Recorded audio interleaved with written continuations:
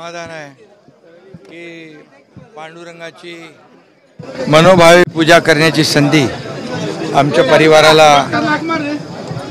आषाढीला मिळाली, कार्तिकेला मिळते आहे। खरं म्हणजे पांडुरंगाच्या आशीर्वादानेच ह्या सगळ्या ज्या काही गोष्टी घडत असतात आणि म्हणून आज इथे येताना आनंद झाला की खूप पंढरपूरमध्ये येणाऱ्या लाखो वारकऱ्यांची गैरसोय होऊ नये म्हणून अतिशय स्वच्छतेला प्राधान्य दिलं आहे। पिण्याचं पाणी असेल, अगदी चंद्रभागेतली स्वच्छता असेल, स्नानघरं असतील, मोबाईल टॉयलेट असतील, याचबरोबर ICU सारखी व्यवस्था देखील इथं केली आहे। म्हणजे आरोग्याची व्यवस्था, स्वच्छतेची व्यवस्था, पाण्याची व्यवस्था सगळं अतिशय चांगलं केलेलं आहे। आणि म्हणून मी कलेक्टर, जिल्हाधिकारी, त्यांची सगळी टीम, प्रशासनाची यांचं मनापासून मी अभिनंदन करतो, त्यांना धन्यवाद देतो। पालकमंत्र्यांचं अभिनंदन करतो, स्थानिक आमदारांचं देखील अभिनंदन करतो। खरं म्हणजे सर्व लोकप्रतिनिधी आणि प्रशासन यांनी हातात हात घालून काम केल्यानंतर काय होतं हे आपण आषाढीपासून पाहतोय। मी आषाढीला प्रत्येक वेळेला या ठिकाणी आलो, पूजेला आलो, परंतु अगोदर वारकऱ्यांची गैरसोय होऊ नये, वारकऱ्यांना सोयीसुविधा मिळाव्यात म्हणून त्याची पाहणी देखील आणि त्याचं नियोजन करण्यासाठी देखील आलो। हे मी स्वतःला भाग्यवान समजतो, ही संधी मला मिळाली।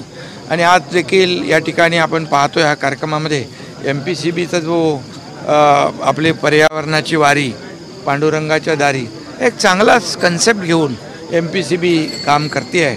कारण शेवटी आता पर्यावरण वाचलं पाहिजे। आज आपण बघा, नोव्हेंबर झाला तरी पाऊस पडतो आहे। आज शेतकऱ्यांचं अतोनात नुकसान झालेलं आहे। शेतकऱ्यांच्या मागं आम्ही उभं राहिलेलो आहे। शेतकऱ्यांच्या पाठीशी उभं राहत असताना या ठिकाणी पर्यावरणाचा देखील जनजागृती झाली पाहिजे।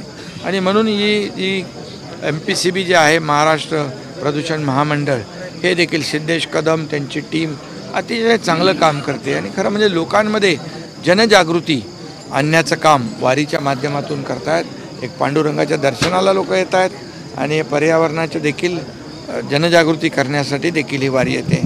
हे सर्व या ठिकाणी कार्तिकीला येणाऱ्या सर्व वारकऱ्यांचं मनापासून स्वागत करतो, त्यांना शुभेच्छा देतो। आम्ही देखील शेतकरी आणि वारकरी कुटुंबातून आलेलो आहे, त्यामुळे या ठिकाणी जुन्या आठवणी देखील येतात।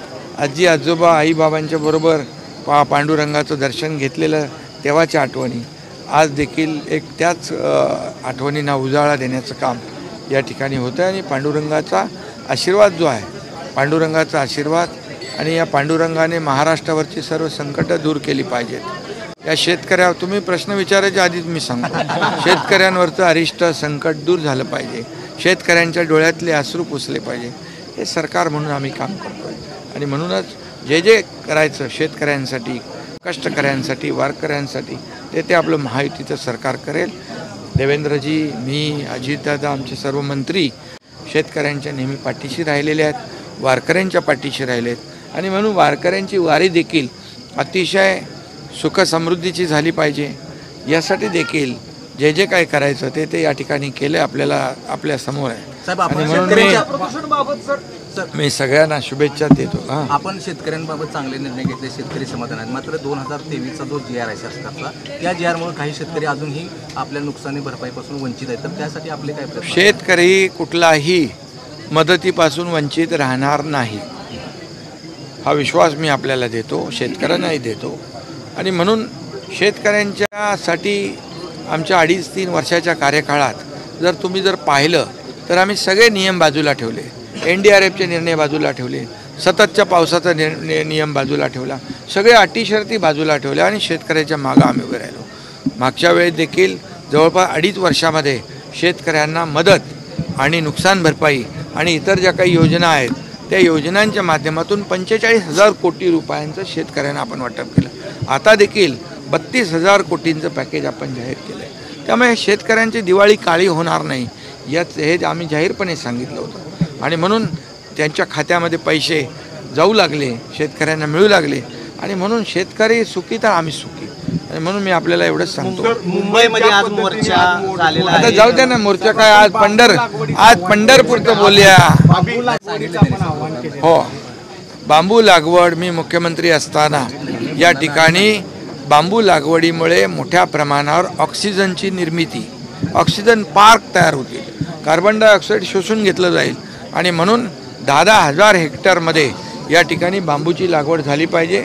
आणि बांबू हा आतापर्यंत दुर्लक्षित होता, पण आदरणीय प्रधानमंत्री महोदयांनी बांबू हे बास नाही, बांबू हे घास आहे अशी घोषणा केल्यानंतर त्यातल्या अटी शर्ती निघून गेल्या आणि म्हणून मनरेगाच्या माध्यमातून देखील इथं भरत गोगावले आहेत, या माध्यमातून देखील बांबू लागवडीला आपण अनुदान देतो.